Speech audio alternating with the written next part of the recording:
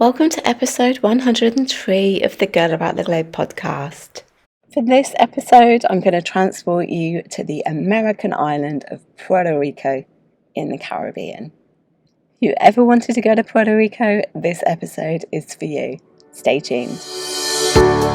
Welcome to Girl About the Globe, a podcast for you, the solo female traveller, empowering women to travel solo with maximum adventure, minimum impact. I absolutely love Puerto Rico, and I loved it so much that I spent 5 weeks here a few years ago. There's just something about the island. It's such an amazing island to explore. I was solo for 5 weeks, but I actually met a few people. I was staying in a hotel and also in a hostel, and I found it very easy to meet other people. Puerto Ricans are very warm and friendly, and they're proud to be from Puerto Rico. And it's got a continually tropical climate, so the island is just as warm as its inhabitants. If you are looking at going solo here, then I hope that this episode is going to inspire you to go to this island. When I actually went, it was before Hurricane Maria and Irma. I did hear afterwards that even though most of the infrastructure had been restored, the electricity might still be temporarily cut for a short period of time, and the prices seem to have increased too. I don't know how true this is for a recent visit, but just be aware that the electricity may be temporarily cut off if you do go. If you're wondering, is Puerto Rico safe for solo female travellers? In my opinion, yes, but just with anywhere, just be careful at night time. There were instances of people being robbed, so just don't take your valuables out if you don't need to, just to prevent yourself from being a target. In my experience, that happens in so many places in the world anyway. There are many safe places to visit because the island is safe, but just one area that you do need to avoid at night is La Perla. It's a really colourful district and it's right on the coast, so it may look quite inviting, but it is a no-go area in the evenings. If you are hiking solo, don't wander off the main paths, especially in the rainforest area of El Yunque, just to prevent yourself from getting lost. The language on the island is mainly Spanish, but you only really need to say basic Spanish and just a few phrases. People will generally reply to you in English, especially the waiters. If you do speak Spanish, some of the words may not be what you're used to. So, for example, the word for bus or coins is very different to the normal Spanish. Because Puerto Rico is a destination on many cruise itineraries, you'll also see plenty of tourists here. If you're solo, you'll probably meet quite a few Americans too. There is a salsa club in Old San Juan, the old city, which is a great place to meet and dance with the locals and the other travellers on the island. I definitely recommend going there. Puerto Rico is in the Caribbean. It's the smallest of the Greater Antilles. It's actually a group of islands. It's more than just Puerto Rico.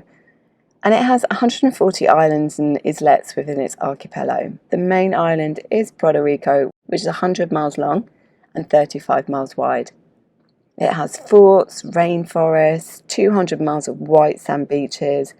It really is a Caribbean paradise. And even though it is part of the USA, it has a Spanish Caribbean flair, and it feels very different to the rest of the USA, in my opinion. The capital is San Juan, and the old town is a colourful array of pastel-coloured buildings, cobbled streets and restaurants, serving a fusion of cuisine. If you're looking for somewhere to base yourself, then Old San Juan is a great place to stay. There's also a new San Juan, which has the lagoon and high-end boutiques. I've stayed in both areas and I definitely prefer Old San Juan because it has a charm to it. There's plazas and Spanish colonial architecture with the restored balconies that have retained their original characteristics. Even the banks are pretty in Old San Juan. It does have one of the largest harbours in the Caribbean, which also means that the capital is a mecca for the cruise ships. One of the hostels that I stayed in, you could actually see the cruise ships coming in and coming out, and it was a really cool place to stay. The island is historical, colourful and cultural, and Old San Juan is one of historical importance. There are many UNESCO heritage sites and forts there that span 5 centuries of history. Or you can also visit the second oldest cathedral in the Americas, which is on the island. If you love shopping, one of the things to do in San Juan is to mooch around Las Americas, which is a shopping mall with all the US brands that you need. You can visit the top floor to see artwork by Puerto Rico artists. You'll also find a local farmers market from Thursday to Sunday where you can pick up some local produce to take back with you. There's the Museum of Contemporary Art, or the Puerto Rico Museum of Art, a neoclassical museum of local artwork. But you don't even need to go inside the museum to appreciate some of the island's best artists because you can find street art everywhere. You can take a graffiti tour in the area of Santurce, just to see the colourful area and find out more about the artists behind the spray cans. Or you can visit the upmarket beachfront neighbourhood of Ocean Park when you're there. Old San Juan is very easy to explore on foot, but if you're feeling very tired from walking, there's a free train tour you can take. You just need to look out for the numbered bus stops to join the train. It's not a proper tour, but it will just help you get around, and it's a good idea just when you first get there to recognise the surroundings.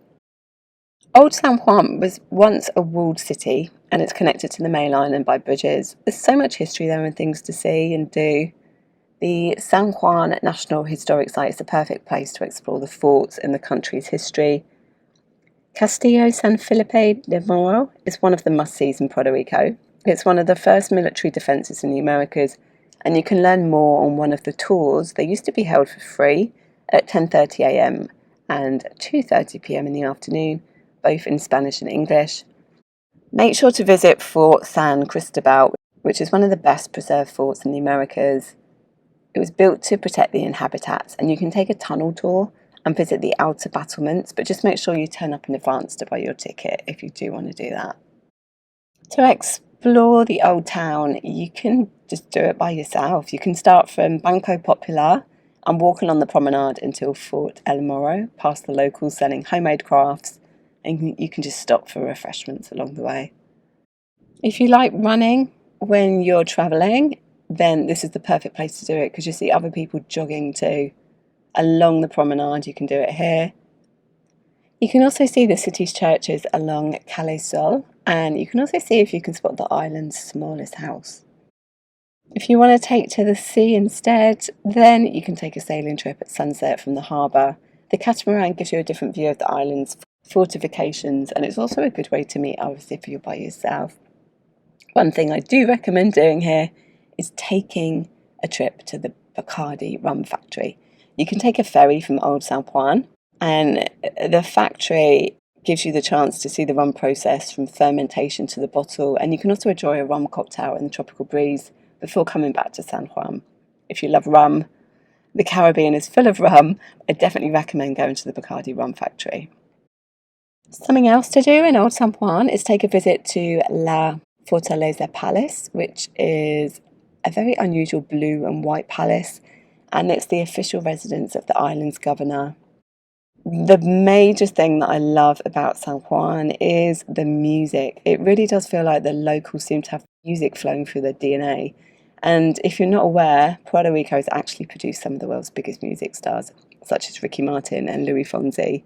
Louis Fonsi actually filmed his video for Despacito in La Perla, which is the coastal shanty town that I mentioned earlier that you shouldn't venture into at night time. If you love the beaches, then you're going to love it here because there are more than 200 miles of white sand beaches to choose from. Isla Verde Beach is the most accessible one if you're staying in San Juan. It's an urban beach and it's 15 minutes from the capital. There are buses that run there from San Juan. If you love water sports, you can surf, jet ski, parasail or paddleboard, and you've also got the option to scuba dive. Or you can just hike. If you prefer being on land, hike along the forest and the coastal trail. From Old San Juan, we move to Ponce, or Ponce. It's the second largest city on the island. It's on the opposite side to San Juan. I haven't actually been this far. It's situated on the south coast. It's meant to be one of the cities on the island for arty and museum lovers because they have artwork from the island and Europe displayed at the Museo de Arte. It's also meant to have some of the most beautiful architecture, such as the Centro Cultural de Ponce, Sola de Parera, and the Museum of Puerto Rican Music, which was a former neoclassical residence, which now showcases historical music instruments. The Museo Castillo Sorelas is also housed in a grand mansion, and from Ponce you can visit coffee plantations, some of which are now museums where you can sample the island's coffee. Great for coffee lovers, and I love trying different coffee when I travel. Just 1 hour's drive from Ponce is the colonial city of Saint-Germain, spelt with a G, as in German. Saint-Germain was the second city founded in Puerto Rico by the Spanish. If you're looking for somewhere to go that has a mix of architecture, this town has a mix of Edwardian, Spanish Baroque and Art Deco. Make sure to see Calle Ruiz Belvis, which is a plaza, a square basically, of red and black cobblestones.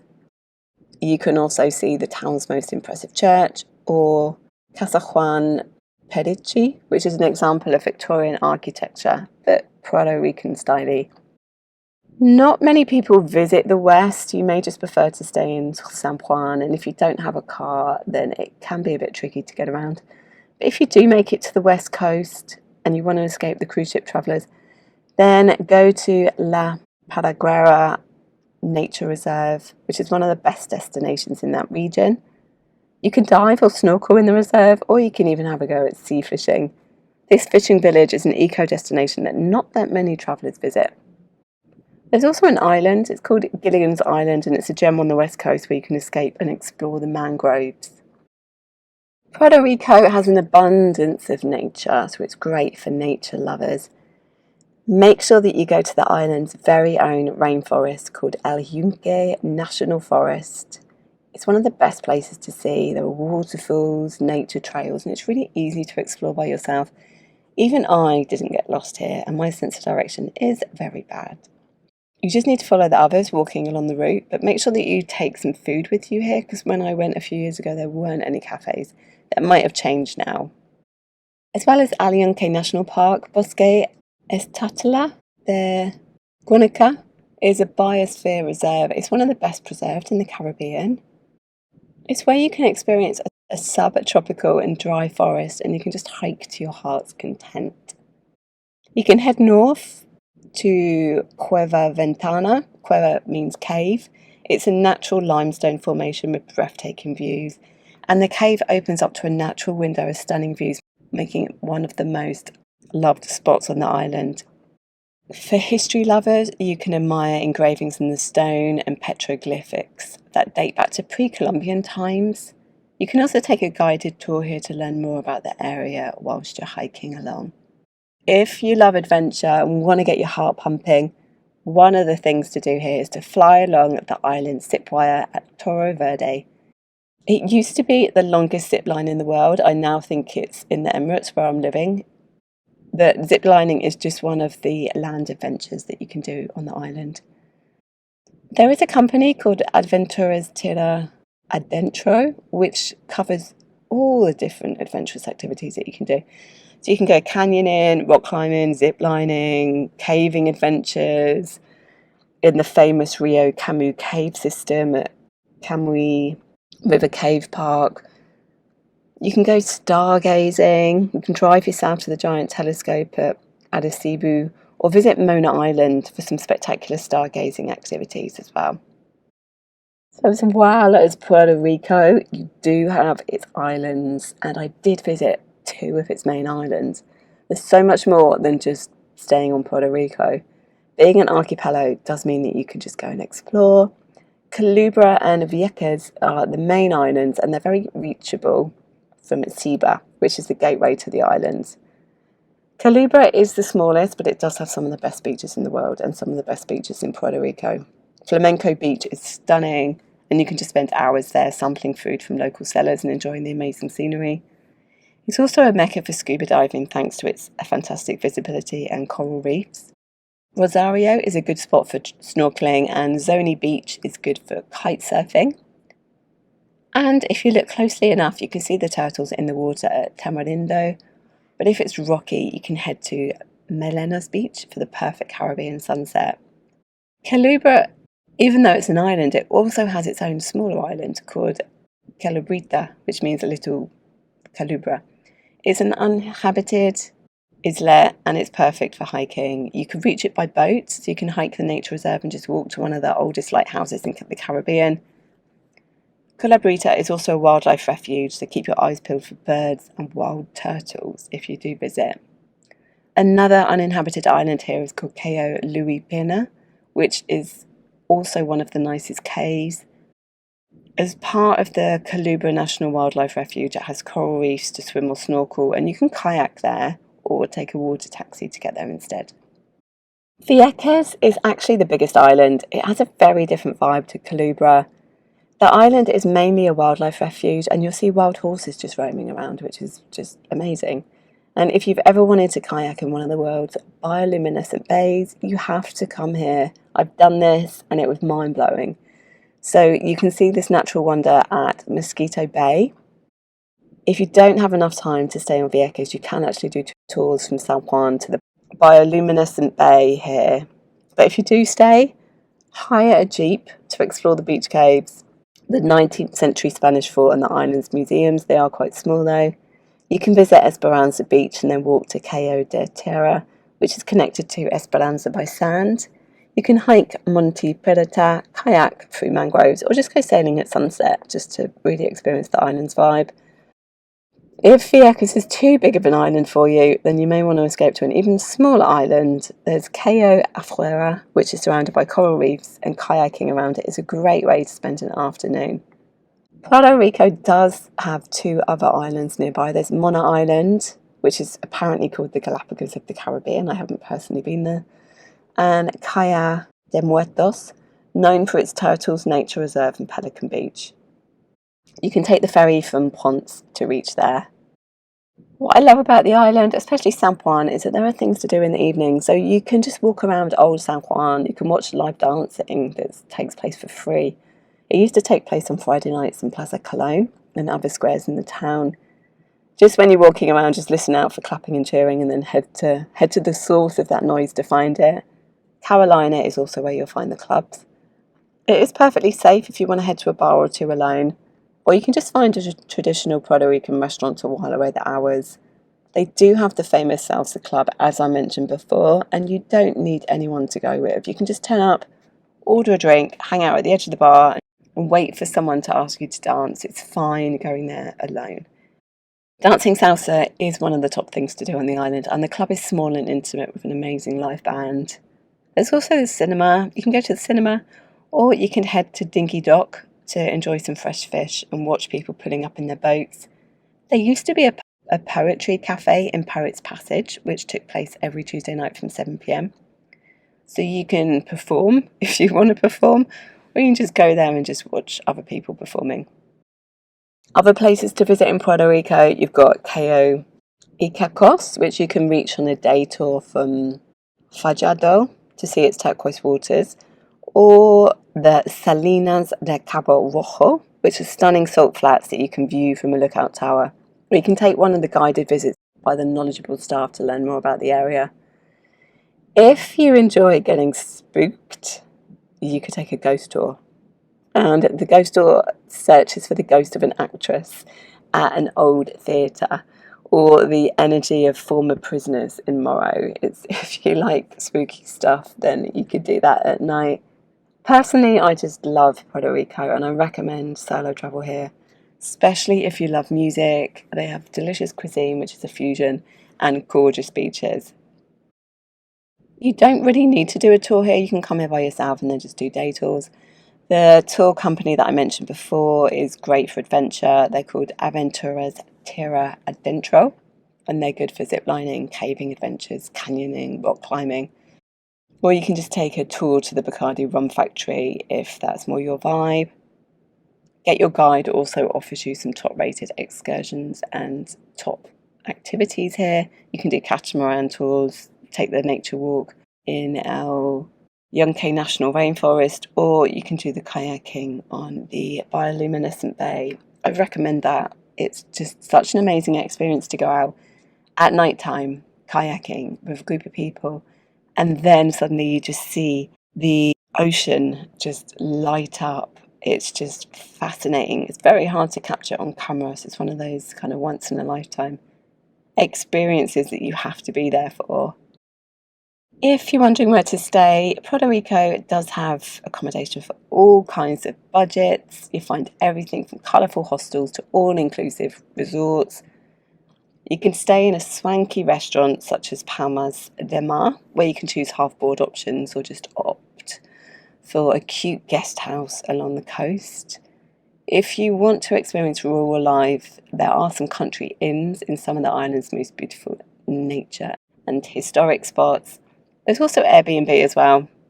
There's a surf house, beach hostels, and many different historical buildings to stay in that still have the San Juan and Puerto Rican charm. The only disadvantage of Puerto Rico is that it isn't the easiest island to get around. That may have changed in the last few years, but you do really need to hire a car if you are looking at venturing around the island. It allows you to get to all the best places on your own day trip, and you can just stop off along the way. If you're wondering how long it takes to actually get around the island, it takes approximately 7 hours. You do need to pay extra for insurance when you are hiring a car, so don't take the price that you see on the internet as the final price, because you do need to pay on top of that as well.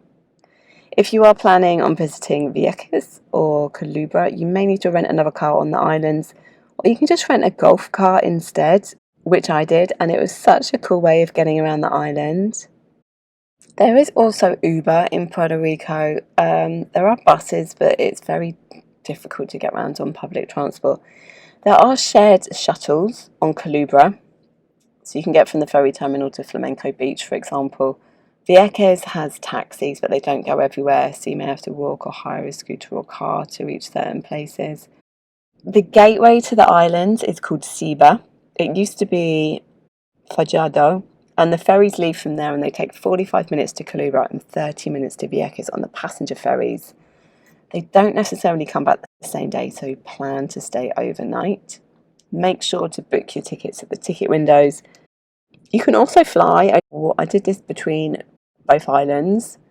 So you can fly to Culebra with Air Flamenco from Ceiba or San Juan, or you can fly in between Culebra and Vieques too. How long do you want to stay in Puerto Rico? I stayed there for 5 weeks. Obviously, you don't need to stay that long. You can stay for a long weekend if you are flying from the USA. You can do it in 5 days. It gives you enough time to explore new and old San Juan and also get some beach time in too. If you are staying for 5 days, I recommend staying in Old San Juan, visiting the old forts in either Isla Verde or Condado Beach. You can hire a car and drive around the island, or just do the tours to Bacardi Rum Factory and El Yunque, and then just come back to Old San Juan in the evening. The best time to visit Puerto Rico, it does actually have a tropical climate, which makes it a good destination to visit for the majority of the year. The summer months can be a bit rainy, with the north coast receiving more rain than the rest of the island. It doesn't normally rain for that long though, so don't let that put you off during this time. Obviously, Puerto Rico is known for its hurricanes, but the low season is between June to November due to the hurricane season. The high season is December to April, so you may prefer to see Puerto Rico from April to June or September and October. If you love festivals, you can visit Vieques, the island, in mid-July. They also have a salsa and calypso music festival held on the island. But just make sure to check the hurricane season before you go there, and make sure that you do get travel insurance when you go. Puerto Rico has 2 airports. The main one is in San Juan. If you fly from New York, the flights used to go to the west side of the island to an airport in Aguadilla. The Luis Munoz Marin International Airport is just a 15-minute drive to San Juan, and there is a shuttle and taxis that go from the airport. When you are in Puerto Rico, one of the conscious things to do is to visit Cafe Ama, A-M-A. It's a social impact Arabian coffee brand which is ethically grown in Puerto Rico, and all proceeds go to Friends of Puerto Rico Seeds Youth Entrepreneurship Program. There's also an eco place that you can stay called Hicks Island House. It's the Caribbean's first all-solar guest house. You can take a yoga class there, and you can just really immerse yourself in nature there. Frequently asked questions about Puerto Rico: can you drink the water? Yes, but since Hurricane Maria, you may feel more comfortable taking a water filter flask with you instead. Do you need to tip? Yes, it's still part of the US, so it still has the same US tipping culture. There are ATMs in San Juan, Ponce, Vieques, and on other areas of the island. It's a right-hand side if you drive on the right-hand side of the road. It is good for vegetarians. A lot of the Puerto Rican food does include meat, but you can find a few vegetarians and a few vegan-free cuisine.